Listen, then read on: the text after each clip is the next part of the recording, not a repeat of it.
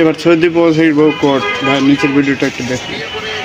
2 বছর হইলো সৌদি আসছি, তো সৌদি আসার পর থেকে আমার বউয়ের নামে অনেক উল্টাপাল্টা কথা শুনতেছি। তো এখন ভাই আপনি একটু আমাকে হেল্প করেন, আপনি কোনো মতে যদি ওরে পড়াইতে পারেন, কোনো মতে যদি একটু পড়াইতে পারেন বা আমার একটু জাস্ট আওয়াজ দিবেন যে এরকম কিছু।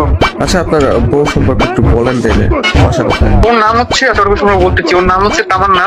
ওর ভাষা হচ্ছে মাদারীপুর গার্লস স্কুলে পড়াশোনা করছে। বিয়ের পরে ওর নামে উল্টাপাল্টা শোনার পরে ওরে আর কলেজে ভর্তি করি নাই।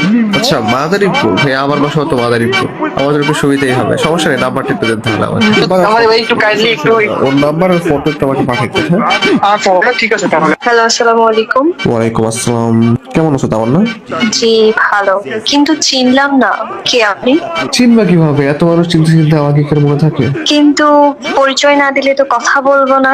কথা তো বলবা তুমি, এখন হোক একটু পরে তো ঠিকই কথা বলবো। পরিচয় দিলে তো লম্বা আলাপ লাগাই দেবে, এটাও জানি। না, আপনি যেরকম ভাবছেন সেরকম না আমি, ঠিক আছে? ও, আমি জানি তুমি কেমন। বলবো? কেমন? অনেক সুন্দর।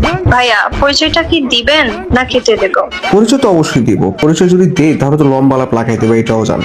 না, কখনোই না। আমাকে যেরকম ভাবছেন আমি ওরকম না। আমি যেরকম ভাবছি তুমি তার থেকেও বেশি সুন্দর, আমি সেটাও জানি, কারণ আমি তোমাকে দেখছি। তাই? কোথায়? তুমি তো মাদারীপুর গার্লস স্কুল থেকে এসএসসি পাস করছো, তাই না? আপনি জানলেন কিভাবে? আশ্চর্য, আমি তোমাকে ফলো করছি দীর্ঘ প্রায় 1 বছরের মতো। আমি তোমাকে জানবো না? ও তাই? হ্যাঁ, তুমি তো মাঝে ওই মাঝে আমি তো লেক জানলাম না। তুমি মাঝে মাঝে লেক পার ঘুরতাম, এবং তোমার পেছনে আমি মাঝে মাঝে ফলো করতাম, ঘুরতাম। কিন্তু আমার পেছনে তো অনেক ছেলেই ঘুরতো, কিভাবে বুঝবো আপনি সেটা ছিলেন, কে ছিলেন? মনে করো যতগুলো ছেলে ঘুরতো তার মাঝে সবচেয়ে সুদর্শন ছেলেটাই আমি। তাই নাকি? হ্যাঁ, এখন ভেবে দেখো কে হতে পারে। আপনি কি রাসেল? না। আবির? না। তাহলে কে, রাকিব? আরে ভাই, তোমার পেছনে কতগুলো ছেলে ঘুরছে এটা বলো তো। আমার পেছনে তো অনেক ছেলেই ঘুরে। হ্যাঁ, বেশি সুন্দর হলে যা হয় আর কি। এখন